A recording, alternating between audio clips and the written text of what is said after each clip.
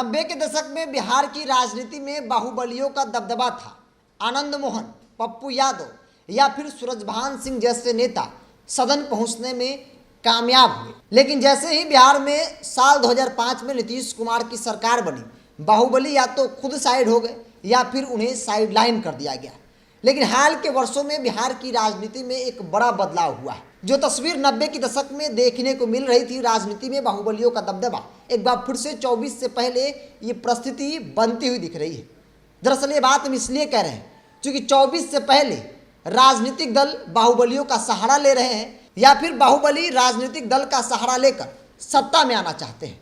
इस वीडियो में हम बात करेंगे वैशाली लोकसभा सीट की। वैशाली का समीकरण कहता है कि राजपूतों का दबदबा रहा है। आनंद मोहन की पत्नी वहां से चुनाव भी जीती है और आनंद मोहन अब हर संभव प्रयास कर रहे हैं ताकि वैशाली के जो लोग हैं, जो समीकरण है, उसको साध सके। जेल से निकलने के बाद लगातार आनंद मोहन वैशाली में कई सभा कर रहे हैं और जो तस्वीर निकल रही है उससे अब साफ हो रहा है कि पत्नी को किसी भी हाल में 24 के चुनाव में वो आरजेडी या फिर महागठबंधन के टिकट पर वैशाली से लड़ाना चाहते हैं। दरअसल गंगा पार वैशाली बिहार का सबसे चर्चित लोकसभा सीट है, जहां से वर्तमान में दिनेश सिंह जो जेडीयू के हैं, उनकी पत्नी वीना सिंह लोजपा से सांसद हैं। वैशाली सीट पर कई बाहुबलियों की नजर है। इसमें आनंद मोहन, मुन्ना शुक्ला और राजकुमार सिंह का नाम प्रमुख है। 1976 के परिसीमन के बाद वैशाली लोकसभा सीट अस्तित्व में आया था। 15 लाख मतदाता वाले इस लोकसभा सीट पर भूमिहार, राजपूत और मुसलमान वोटरों का दबदबा है। यादव मतदाता भी वैशाली में निर्णायक भूमिका में माने जाते हैं। वैशाली के इतिहास में अब तक 8 सांसद चुने गए हैं, जिसमें से 6 सांसद राजपूत बिरादरी से रहे हैं, जबकि 2 सांसद भूमिहार बिरादरी से। 1994 के उपचुनाव में वैशाली सीट ने काफ़ी सुर्खियां बटोरी थी। उस वक्त आनंद मोहन ने अपनी पत्नी को चुनावी मैदान में उतार दिया था।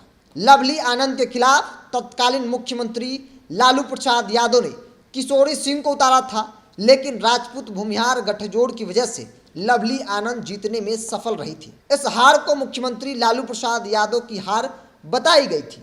जेल से रिहा होने के बाद आनंद मोहन शिवहर के साथ साथ वैशाली में भी सक्रिय हो गए हैं। माना जा रहा है कि उनकी पत्नी फिर से वैशाली सीट से चुनाव लड़ सकती है। आनंद मोहन के साथ साथ राजकुमार सिंह और मुन्ना शुक्ला भी इस सीट के लिए सक्रिय हैं।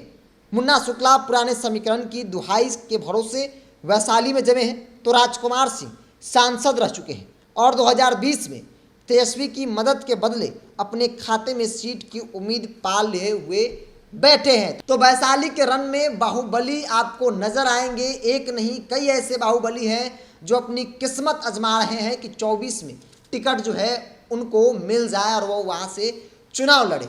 हम बार बार इसलिए कह रहे हैं कि बाहुबलियों की राजनीति एक बार फिर से शुरू हो गई है। जब भी बिहार की राजनीति में इतिहास की बात होती है तो बाहुबलियों का जिक्र न हो तो ऐसा हो नहीं सकता है।